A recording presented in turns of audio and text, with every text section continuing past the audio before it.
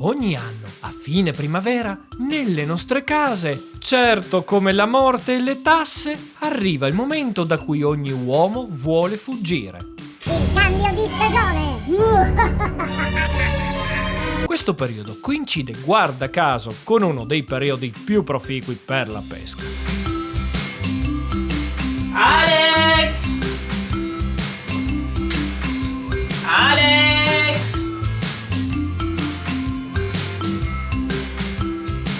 Alex!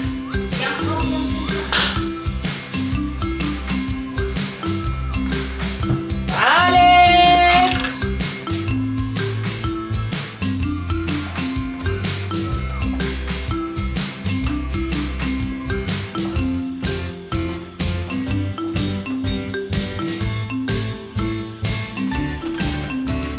Dove pensi di andare? Vado a prendere le sigarette. Si hai smesso 10 anni fa. Ho deciso di ricominciare. E in più, guarda, mi ha chiamato un cliente, ha la rete che non funziona, disastri, il backup, prende tutto fuoco, devo andare. È domenica. Quale cliente e quale rete? Mi dispiace, te lo devo proprio dire, ho un amante. Mi dispiace, ho un amante. Fatene l'altro.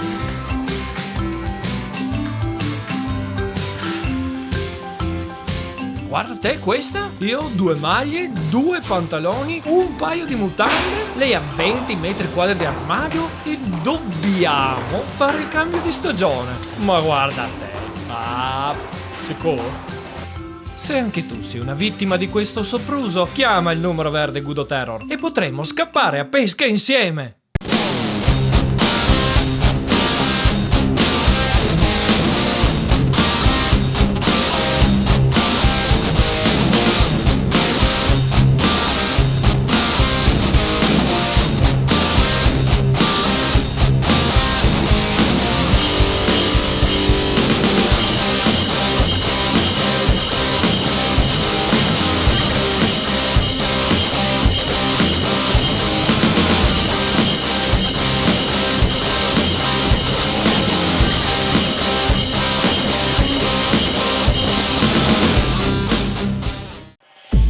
Ciao a tutti amici della Gudo Terror, questa puntata la voglio dedicare ad uno dei pesci di acqua dolce che preferisco ed ad una delle tecniche di pesca che pratico sempre più spesso, la pesca alla carpa con la bolognese, raccontandovi come tutto è iniziato.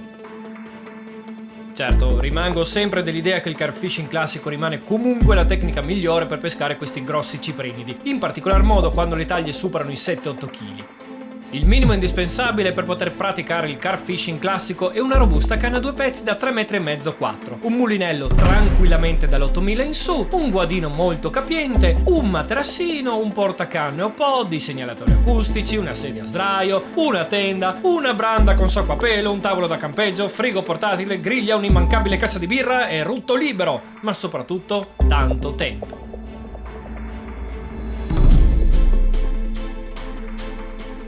Neanche da dire che io non avevo nessuna di queste cose. Magari il rutto libero sì, ma era la cosa meno importante. Decisi perciò di rivedere il tutto e di ripensare l'attrezzatura al minimo, come sempre. L'indispensabile: guadino, materassino e una robusta canna bolognese. I primi esperimenti non andarono granché bene, nessuna conoscenza delle dinamiche degli spot, nessuna conoscenza degli spostamenti del pesce, nessuna conoscenza del fondale e infatti passai pomeriggi interi a guardare invano un galleggiante immobile, con tanto di carpe che mi sbeffeggiavano, arrivando perfino ad avvicinarsi il mio galleggiante incuriosito da quello strano oggetto galleggiante e dall'ominide che l'aveva lanciato.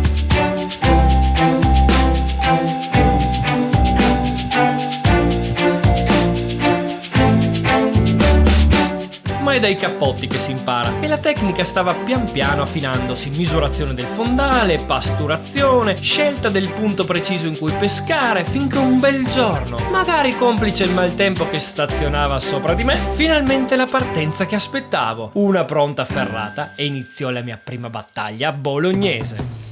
Un'emozione grandissima, una lotta estenuante che andò avanti per più di 20 minuti finché riuscii a portarla sotto riva, e lì cominciai a capire i veri problemi di questo approccio, perché con un guadino forse troppo corto, una canna forse troppo lunga, una riva impervia e comunque un bel pesce in canna, mi accorsi subito che da solo pescare questi sottomarini fotonici non è per niente una passeggiata, e infatti dopo un bel po' di tira e molla senza riuscire a portarla a guadino,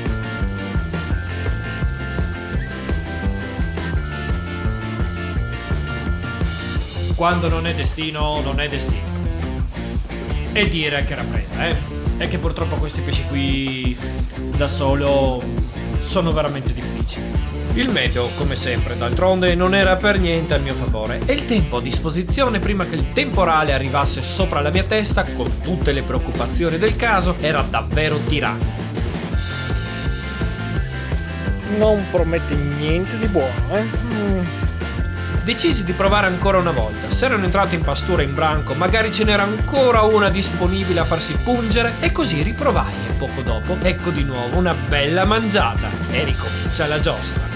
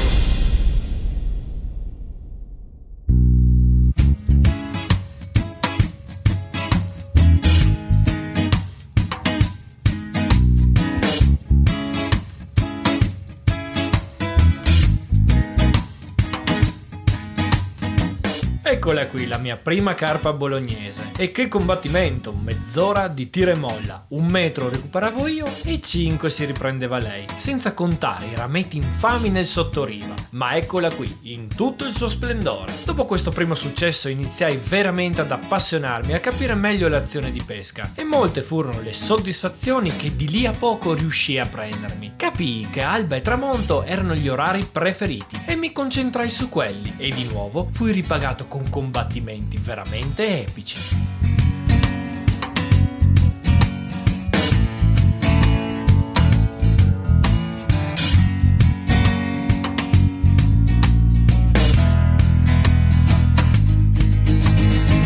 Quando si cattura una carpa con questo tipo di tecnica e attrezzatura, la prima cosa da fare è cercare di capire la stazza della nostra preda. Non è facile, peschiamo su profondità di circa 6-7 metri, per cui prima di riuscire a vederla si dovrà combattere un bel po'. Il fatto è che anche carpette di pochi chili fanno delle partenze da paura e danno delle sfrizionate da panico, come le colleghe d'Italia, e pescare con un finale dello 0,14 o 0,16 non ci permette di forzare granché.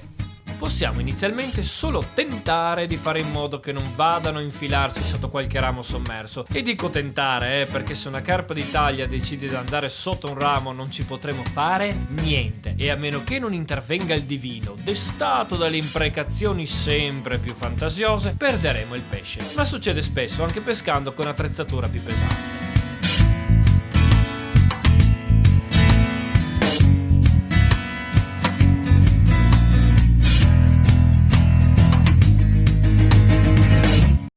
Un altro giorno, un'altra storia, un altro combattimento, un'altra emozione. Peschiamo sempre con un galleggiante da 1,5 grammi e potremmo pescare anche con meno, ma diventa più difficile lanciare con la bolognese, soprattutto perché peschiamo su profondità al limite della nostra canna. Siamo oltre i 6 metri e dobbiamo lanciare a circa 10-12 metri da riva per essere in questo spot in un punto ottimale di pesca. Il combattimento come sempre è serrato, non possiamo distrarci un attimo, il filo deve rimanere sempre teso, non dobbiamo mai mollare la presa, ma allo stesso tempo dobbiamo stare attenti alle testate perché il nostro esile finale non può di certo fare miracoli.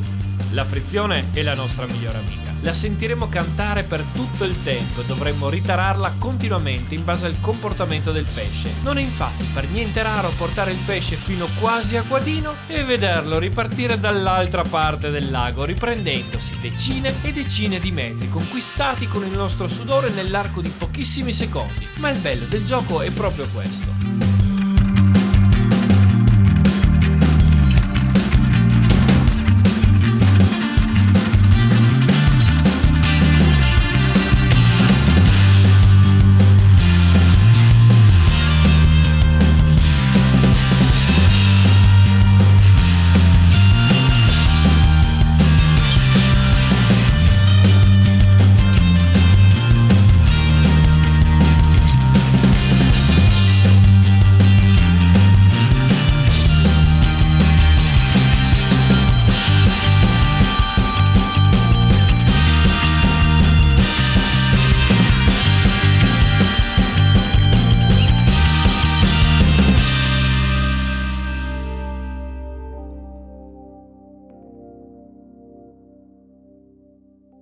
La carpa è un pesce che si ritiene originario della Persia, della Cina, del Mar Nero e del Caspio. Benché non sia un pesce pregiato o particolarmente saporito, è stata introdotta in Europa per la sua grande capacità di adattamento già ai tempi dei Romani. Per cui, insomma, chiamarla specie alloctona mi sembra un po' una gran cantonata. In Estremo Oriente è un animale di buon augurio e la sua longevità ne fa emblema di lunga vita. In Cina e soprattutto in Giappone è simbolo del coraggio e della perseveranza. Un'antica leggenda cinese racconta di una carpa coraggiosa e perseverante che riuscì a risalire la cascata situata sulla Porta del Drago lungo il fiume Giallo, superando ostacoli e spiriti malvagi. Gli dei, impressionati da tanto coraggio, la trasformarono in un grande drago. Sotto forma di drago la carpa acquisisce il dono dell'immortalità ed è divenuta il simbolo di chi aspira a compiere grandi imprese e non teme di affrontare le avversità della vita. Questo percorso iniziatico simboleggia il percorso dell'essere umano stesso, che, se sviluppa in sé costanza e perseveranza, può emergere dalle bassezze della vita e divenire erudito e cosciente di sé, un uomo superiore.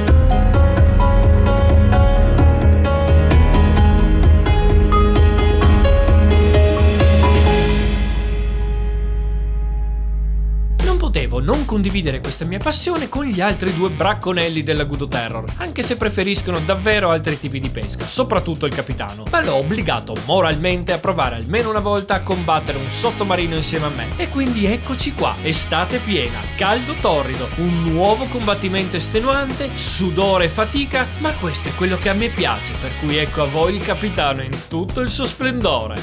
Oddio, splendore. Ecco a voi il capitano.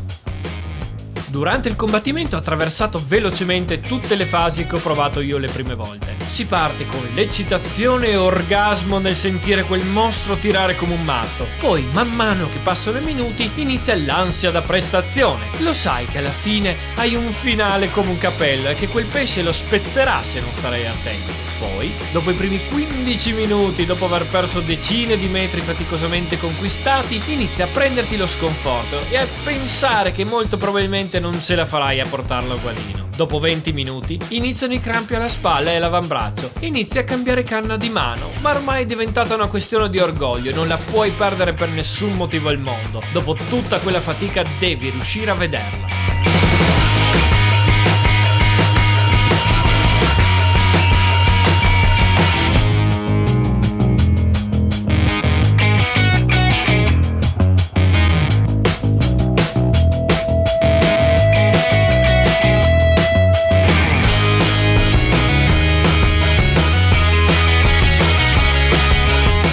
Alla fine, se tutto andrà come da copione e riuscirai a portarla a guadino, potrai goderti quel minuto di gloria. Ammirandola da vicino, farai una bella fotoricordo e infine la parte migliore. La rimetterai in acqua e tenendola per la coda la riossigenerai attendendo che riparta libera, perché se non la rilascerai sarai un autentico pezzo di melma.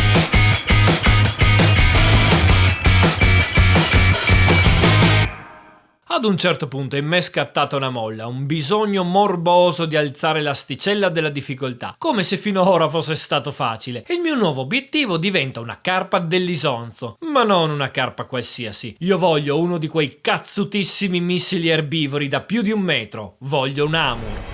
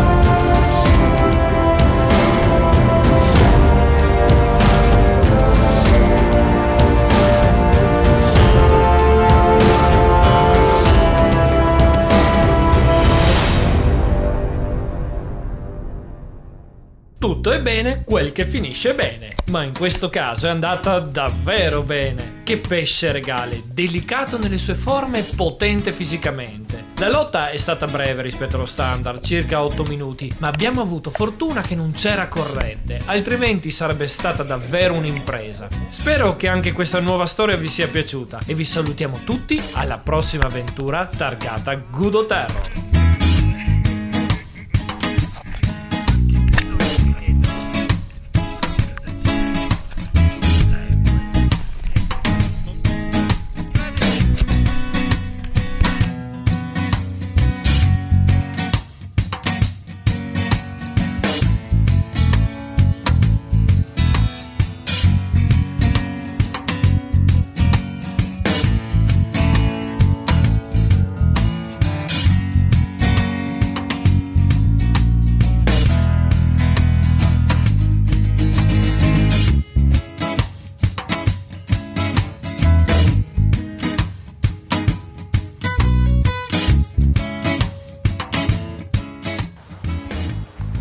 Capitan Senso, a cosa stai giocando? Mi servono pesci. Stai giocando a un gioco di pesca col telefonino mentre sei a pesca. Cioè, tu capisci perché siamo malati.